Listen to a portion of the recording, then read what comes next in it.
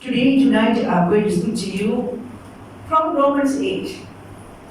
It's a very interesting book. I'm not going to be fast, but I'm going to take you step by step so that you can finish it very well. Maybe next week or another 2 weeks, I'll be continuing on Romans 8 until we understand fully. So, Romans 8, as everybody knows, is the life of the Spirit. Life of the Spirit. So, you see, Romans 8 actually is the ministry of the Holy Spirit. It's the ministry of the Holy Spirit in the life of a believer. Every one of you are a believer, so it is life. So it's very important to read Romans 8. Why? Because to enable one to live the Christian life. For you and I to live a victorious Christian life, then Romans 8 is the answer for you. It's a book that you must read. Alright? From beginning, you can turn to Romans 8 straight away. Right? Beginning from verse 1, you see no condemnation. Right? And ends with verse 39, with no separation. Spiritual victory and eternal security that we have in Jesus Christ. So there's security in God. Amen? We will turn to you one by one. I will begin to explain to you. This is only the introduction of what the Spirit of God has been speaking to me. So listen well, very well. Alright? So Paul began to put his arms around this entirely of our Christian life. Paul has put it very wonderfully. Amen? You see, just for introduction, I just want to say this. See, this is the theological treasure chest. Romans 8. Right? Maybe my words are more to understand. Theological treasure chest. Right? What I'm saying is that the walls of heaven, V-A-U-L-T-S, walls of heaven are contained in this chapter. How many of us want to read this? The wealth of heaven is contained in this Romans chapter 8, and it is the rich and yet to be practical. As the whole chapter is about our daily living, our daily Christian living. Amen? So Romans 8 is daily Christian living. Alright? Now in Romans 6, just before that, okay, I'm going to start one by one from Romans 6. Before 6, Romans 6, right? Romans 6 reveals to us about our vital union with Christ. That is Romans 6. How important we have been united with Christ. So we have been crucified with Christ. Everybody knows. We have been buried with Christ. And we have been raised with Christ. Alright? 3 things. Crucified, buried, and raised with Christ. Right? In Romans 7, for that I'm just giving a brief one. Romans 7, it reminds us of ongoing struggle with sin. Go back and read Romans 7. It's an interesting book also. Romans 7 reminds us of ongoing struggle with sin. But Romans 8 shows us our ongoing victory in the Holy Spirit. What is it, church? Ongoing victory line. Ongoing victory in the Holy Ghost. So, step by step, the Holy Spirit is going through the introduction of the Holy Spirit in this case. The Holy Spirit has been introduced. And the Holy Spirit, we know that the Holy Spirit is a promise from the Father on high. When Jesus went up, before he was ascended, he promised the Holy Spirit. And the Holy Spirit is now dwelling in us. I don't have to explain further. That's the Holy Spirit, church.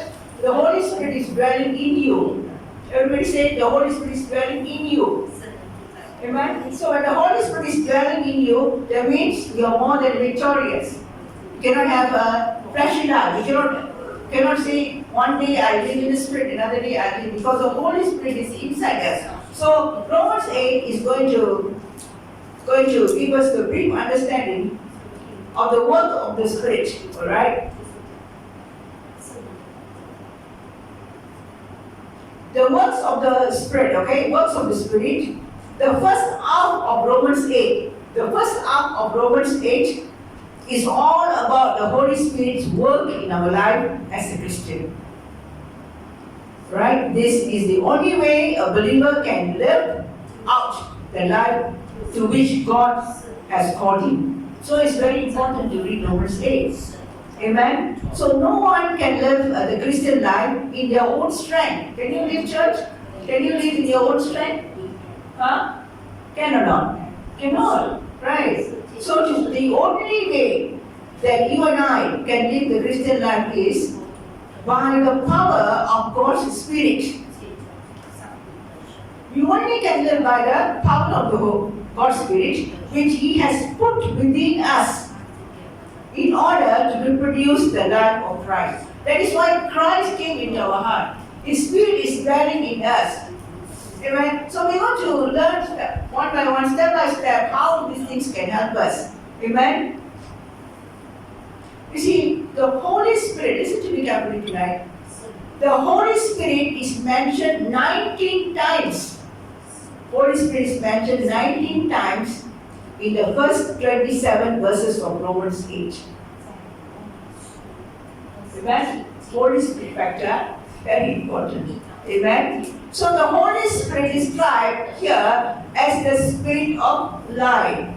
Let's turn one by one verses. We'll explain. Let's put Romans chapter 8. We're going to read together. We're going to meditate. After that, we will shortly pray one by one. Alright? So Romans chapter 8. Let's turn. Everybody turn to that text, please. Romans chapter 8, verse 1.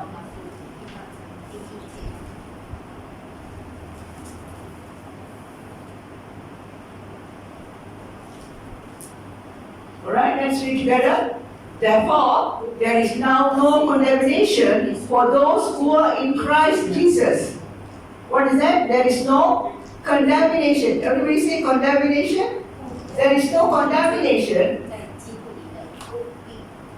for those who are in Christ Jesus. How much do you understand, church? If there is no condemnation, because Christ came and He paid the price for us. So there is no condemnation. So there is a liberation in Christ. That means you are not bound for anything, bound to anything. But Christ came to liberate you. He gives you such a freedom in our spirit. There is no condemnation. Just a little bit study about the condemnations. I found out this about the condemnation words which can be useful to you. I'm just reading out to you a little search that I did. Condemnation is a strong Greek word. Understand? Greek word, which means death sentence, damnation, eternal death. Actually, it means positive justification. And you are justified in the Lord Jesus Christ. So if he says that, therefore there is now no condemnation for those who are in Christ. So what God is trying to tell us is that He is not going to judge us sentence of death. There is no more. There is no damnation. There is no eternal death. Alright? So God is giving us the positive justification. Amen? So this is really, you have to think properly. If you do not know what is condemnation, sometimes we think condemn, the word condemn. Amen. So we have to go back and see what really is written there. So if once Jesus said that, there's no condemnation, and He is not going to, it is irrevocable. It's irrevocable and it's irreversible. God will not say this one day and another day He says nothing. He's not going to reverse that. Yeah.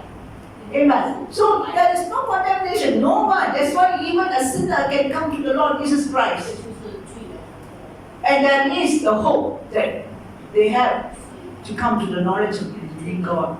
So next week, God is not going to change His mind. Once He said that, therefore, there is now no condemnation, there is no condemnation. So do you understand what I'm trying to say this evening? That, which means no death sentence, no damnation, no eternal death, and actually positive justification.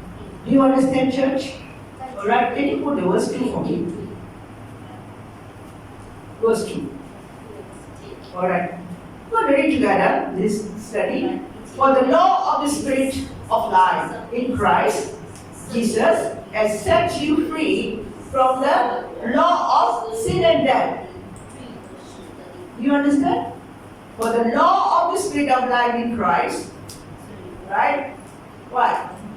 Jesus has set you free from the law of sin and death. So what is the Holy Spirit is talking to you today? Amen. The law of the Spirit of life in Christ Jesus has set me free. See, Jesus is the law of the Spirit of life in Christ, right? That means whatever law, the law of sin and death, that before Christ came, there is no redemption. Listen, there's no redemption. But after the crucifixion of Jesus, Jesus raised from the dead, and He gave us the life of abundance.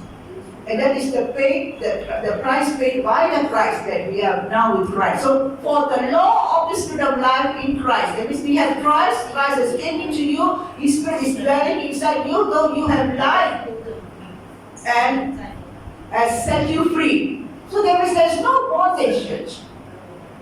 There's no spirit of slavery that's going to come upon our life. They will be set free.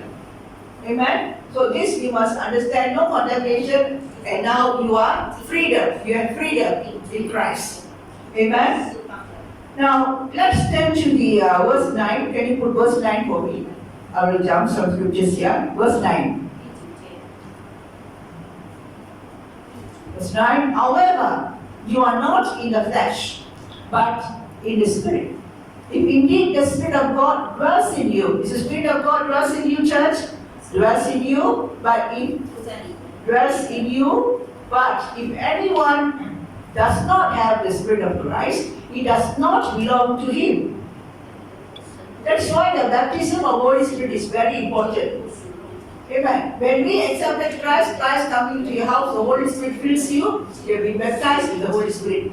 Amen. So that is the wonderful experience, the indwelling of the Holy Spirit inside you. Church, every one of you must know the Holy Spirit is inside you. His indwelling presence is inside you. See, however, you are not in the flesh, but in the Spirit. The Bible clearly says that in the Spirit, in the flesh. In the Spirit, in the flesh.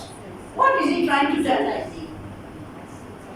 But if the Spirit of Christ is inside you, live in the dwelling presence of the Holy Spirit inside us, there's no way for the flesh to take over us. But we are more than the overcomer. Amen? So the indwelling presence of the Holy Spirit. Can you please verse 10 and 11? Verse 10, huh? Verse 10, please, turn to that. In Christ, if Christ is in you, I'm asking you, if Christ is in you, through the body is dead. Though the body is dead because of the sin, yet the Spirit is alive because of righteousness. How far you can understand this? Go back and read again. It's a G. Regeneration. Understand? Regeneration. Yet the Spirit is alive because of righteousness. Amen. If the Christ is in you, Christ is in you. Is Christ is in you, church? Christ is in you. And though the body is dead because of sin. No, we all are not perfect. We are not perfect, but there is sin inside us. Amen. But yet the Spirit is alive. The indwelling presence of the Holy Spirit is alive because of the righteousness of Christ. No righteousness of man, huh? Righteousness of Christ. And this is called, to me, I believe that's really mercies of God. Amen. It's a mercy of God. That's why again and again we must come to God for His mercy, for His enduring love towards us. Okay? Now verse 13, can you put for me? Verse 11, we have not put it. Verse 11, this is what I explain to you. But if the Spirit of Him who raised Jesus from the dead dwells in you, He who raised Christ Jesus from the dead will also give life to your mortal bodies through His Spirit who dwells in you. It's also talking about the regeneration. God, all these verses it speaks for itself. See, the Spirit of Him who raised Jesus from the dead. Who raised Jesus? The Spirit of God. Spirit of God who raised Jesus from the dead dwells in you now, church. Are you excited? I don't know how much you're excited. The Spirit of God is dwelling inside you. The same Spirit of God who raised Jesus from the dead is dwelling inside you. It was done, I didn't know. It's inside you now, church. That's why the church is, you and I are a powerful instrument for God because we're carrying the Spirit of God in us.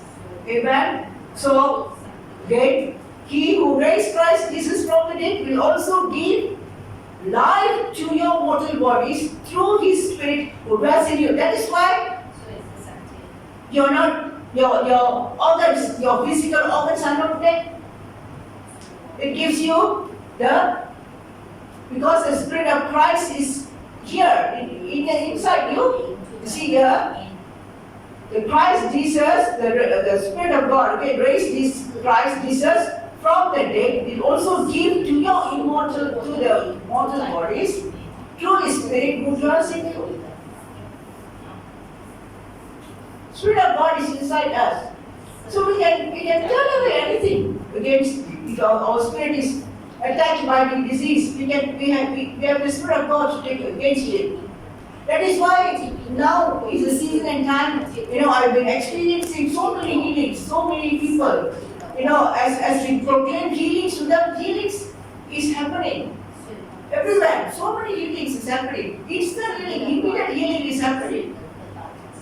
The more and more we meditate upon the Word of God, church, something powerful is getting into the atmosphere of the church. Amen? So that is this one. Okay, let's put verse 13. Verse 13, please.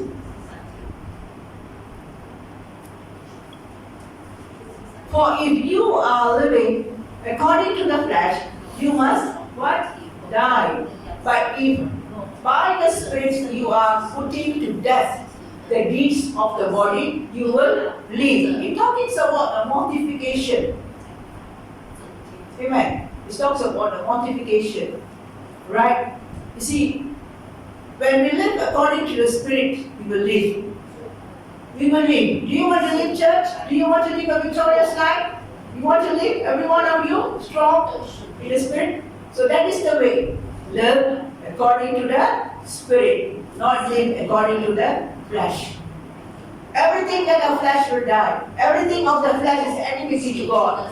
Everything, against God. God will not peace with you if you are in the flesh. So there's two spiritual, two words that you must understand, the flesh and the Spirit. You must understand this. Because the devil will come to destroy us in the area of our flesh. When we are weak in the flesh, then the enemy will come. That's why when we are strong in the Spirit, the enemy cannot come near us. Understand? Alright? In verse 15, 1-5.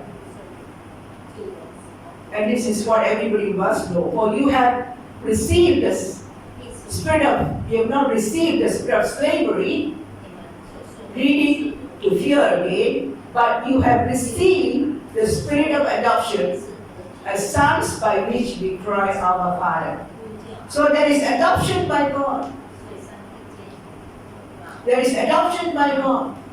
You see, we got to understand this. We receive the spirit of adoption. No, it doesn't say that you have received adoption. Understand? The Spirit of God is very important there. Receive the spirit of adoption. So everything comes from God. You got to understand. That is why the life of the Spirit is very vital for the church. And everyone must understand this. And you must live, understand. Every day you have to go to read Romans 8 after this. Alright?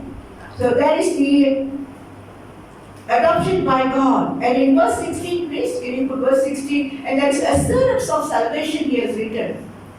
The Spirit Himself testifies with our spirit that we are children of God. No, we are human. We have the human spirit.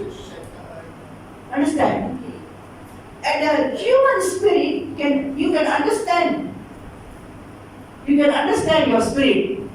Understand? But I'm not talking about your own spirit here. The Spirit Himself testifies in our spirit that we are the children of God.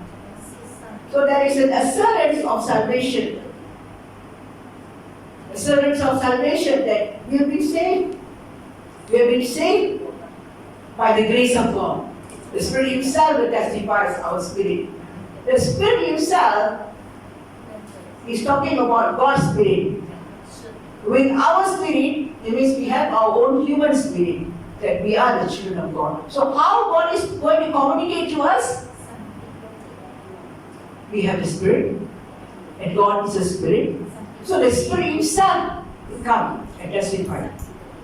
Do you understand? Is it clear, church? So the Holy Spirit from above comes to your heart to communicate with your spirit.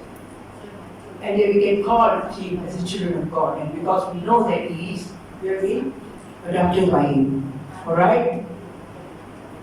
Alright. Verse 17, please.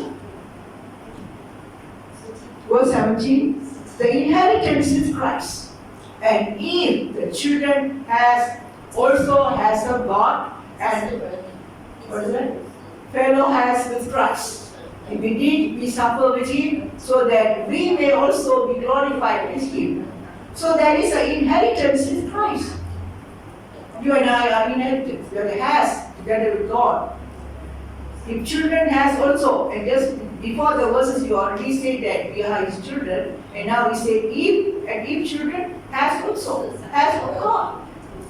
Fellow has with Christ. If indeed we suffer with Him, to that we will also glorify with Him. Amen? So there is an inheritance that God is giving to us. In verse 18, please. Verse 18. It's talking about the future glory. Talking about the future glory. For I consider that the sufferings of this present time are not worthy to be compared with the glory that is to be revealed to us. Thus, this going to be, is giving us assurance that there is a future glory, church. There is a future for the church, for you and I, that is going to be revealed to us. We may not understand, but in times to come, in future, God will reveal to us. Amen? So, understand these facts, okay? The Romans is a wonderful book. Amen. Let's go to another part, okay? We're talking about the intercession of the Holy Spirit in verse 26 to 27. Verses 26 to 27. Will you put on that? Alright, 26, we read together. Alright, in the same way, the Spirit also helps our weakness, for we do not know how to pray as we should. But the Spirit Himself intercedes for us with groanings to be for words. Verse 27. 27, alright. And He who searches the hearts knows what the mind of the Spirit is, because He intercedes for saints according to the will of God. So who is doing this work? Who is doing this intercession? We know that the intercession of the Holy Spirit. We know that Jesus is praying for us in heaven. He is interceding for us. You do not know how to pray, what to do, what to say, you do not know how to pray. But the Spirit of God says Jesus is interceding for you. The Spirit of Christ is interceding for you. But He said, He who searches the hearts of man knows the mind of the Spirit is. God knows our mind. He is the one who knows. Man cannot know our mind. You won't be able to perceive what's going on in my mind. But the Spirit of mind of Christ knows this. So He will make an intercession for us. How filthy you are. Why? God came down to the world. Came down for us, for you and I, to die for us and to give us this Holy Spirit to us. And to have the future. We have the hope. The Holy Spirit who we can rely on. In a time of weakness, in a time of everything, God, He will come and minister to us. That's why to live a life full with the Holy Spirit is very interesting life and it's very victorious life. Amen? So we must understand this. Let's turn to verse 28. Talking about the providence of God. And we know that God causes all things to work together for good to those who love God and to those who are called according to His purpose. Verse 28, okay, when we know that God causes all things to work together for good, He has only good things for His church. In Jeremiah chapter 29, verse 11 says, the thoughts I have is good, the plans I have is good for you. I have not evil plans for you. I have good plans for you, a good future for us. So He is a God who promises of a great future for us. So there is a hope for you and I, for He is a God who provides us. The providence of God in verse 28. And verse 29, the knowledge of God, foreknowledge of the God, foreknowledge of God. Verse 29. Right? For those whom He foreknew. Church, He knew us. For those whom He foreknew, He also predestined to become conformed to the image of His Son, so that He would be the firstborn among many brethren. Foreknowledge of God. He knew us. The Bible says that before even you were created, before you were even in the form in your mother's womb, God knows us. He called us by name. Remember us. I was every time when I think about the day I was born, my mom used to tell me this dream. You see, I was a premature child. I was born 7 months old, 7 months baby. But what happens is that I was a very weak fetus, baby, when I was born. So my mother, she gave birth to me in the house. So the lady who came, in those days, the ladies will come and help in the estate my mother was teaching. So the lady came and she thought I was already dead. And she glucosed me. She already glucosed me for a funeral. But there was an angel during that day who came. She was estate manager's wife. She came to the house where the time when my mother delivered. She came and she saw something. And she asked the other lady to open it up.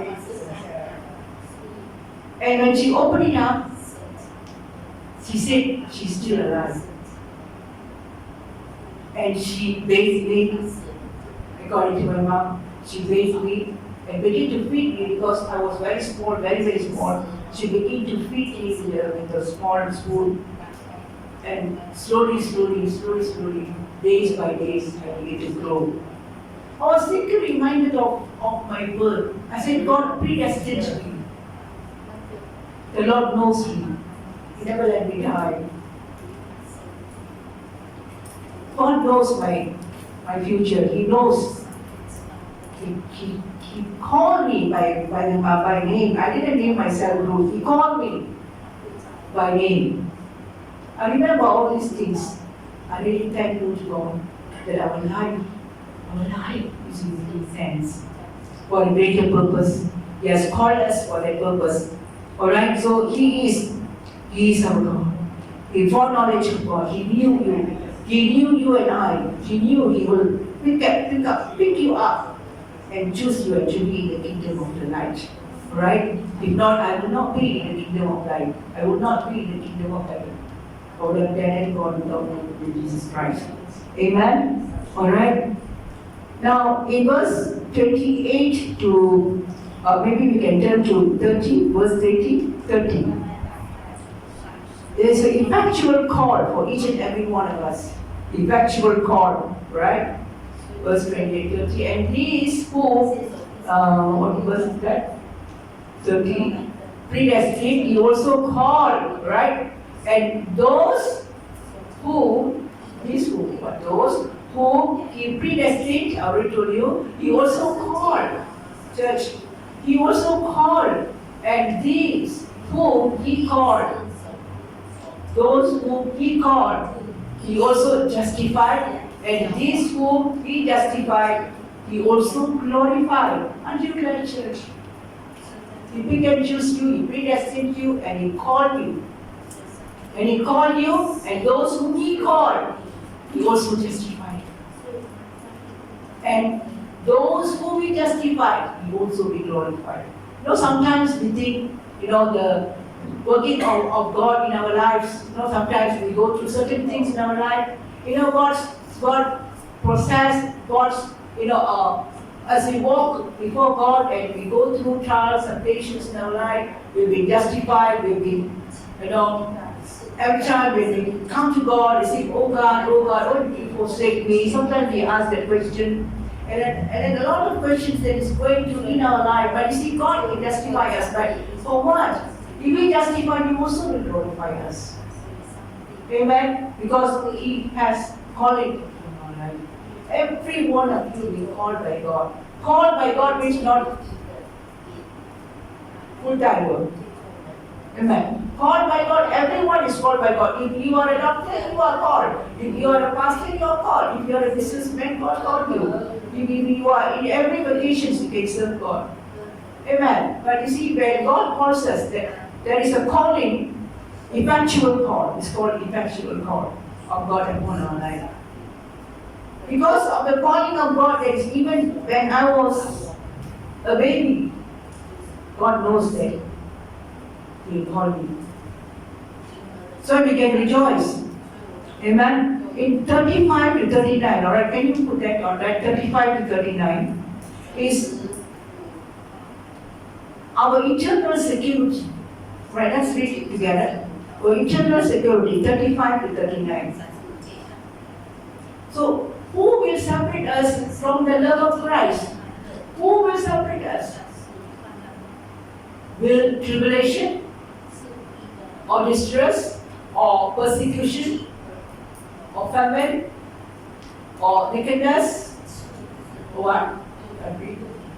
Or real, or sword? Let's see eternal security. Verse, next verse. Just as it is written, for your sake we are being put to death all the day along. We were considered as sheep to be slaughtered. Next, can you put for me verse 39?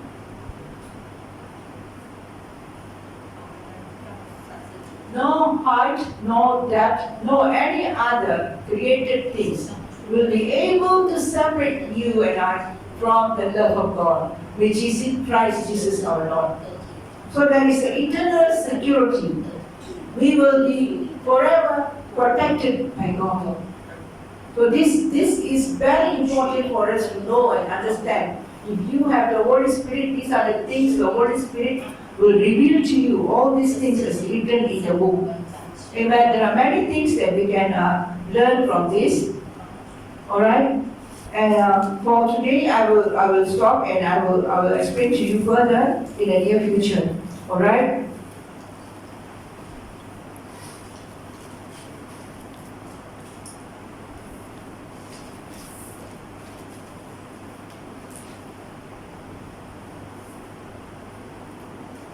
Maybe for a while then I will explain to you certain things, right? Certain verses which I can explain further. Alright? So, in verse 4, can go back and read. I will just quickly give you a brief. Verse 4 says that we are to walk according to the Spirit. Just register this in mind. We are supposed to walk to walk in the Spirit, according to the Spirit and not to the flesh. In verse 5 said, our mind is to be set on the things of the Spirit. Our mind must be set on the Spirit. In verse 9, you can write down this. In verse 9, the Spirit of God is the Spirit of Christ, and both the Father and the Son and the Holy Spirit send the Spirit.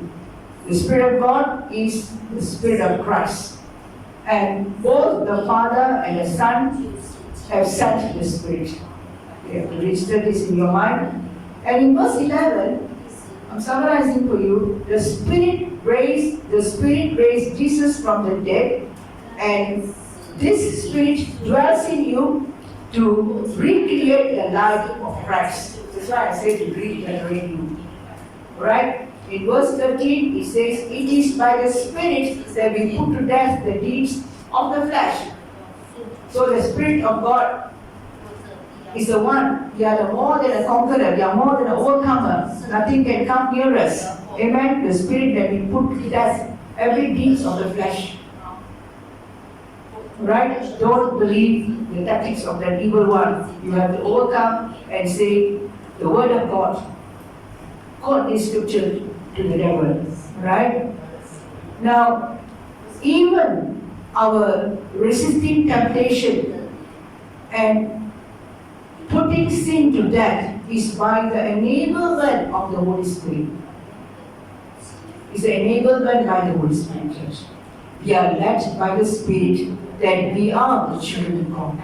It's found in verse 15 and 16. Alright? And as what I've spoken, it is the Spirit of God also gives us the assurance of salvation. Amen? And it is the inner working of the Holy Spirit who testifies to our spirit that we are the children of God. We are the first fruits of the Spirit, verse 23, right? Which is the adoption into the family of God.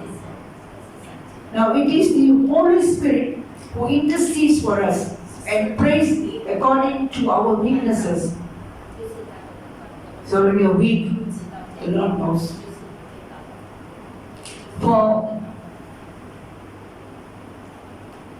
we know, we must know where we are and not aware of our weaknesses.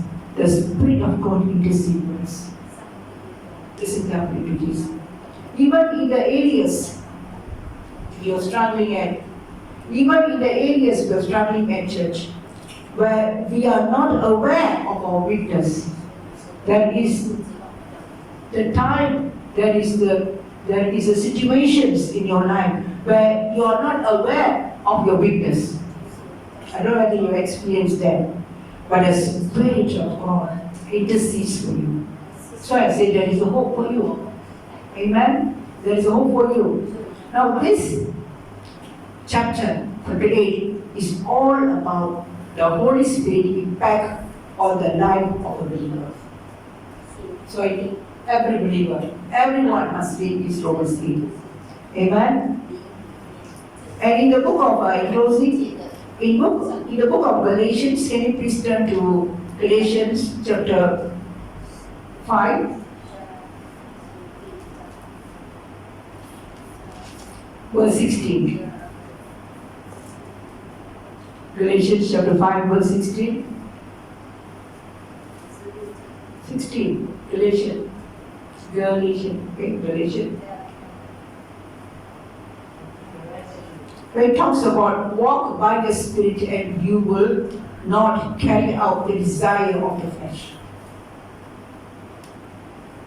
But say, walk by the Spirit and you will not carry out the desire of the flesh. You understand how powerful the working of the Holy Spirit in our life? Says, but I say, walk by the Spirit and you will not carry out the desire of the flesh. There's no way the flesh can overtake us. You cannot come back and tell me, Pastor, I cannot overcome this. For the Spirit of God is with you. He will enable you. Amen? And in the same chapter of Galatians 5:25, can you put 25 for me?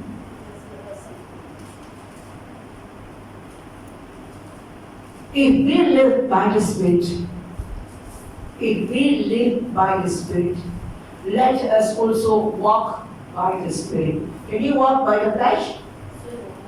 If you and I live by the Spirit of God, by the Spirit of God, let us alone, let us also walk by the Spirit. Galatians church has been, warned by this. He said, if we live by the Spirit, let us also walk by the Spirit. So is it important, church, for us to walk in the Spirit? Is it important? Do you understand Romans 8 now? Go back and read the whole chapter, verses 1 to 39. When we one day one verse, write it down. Another second verse, just write it down. Just stand to your feet and just wanted to pray.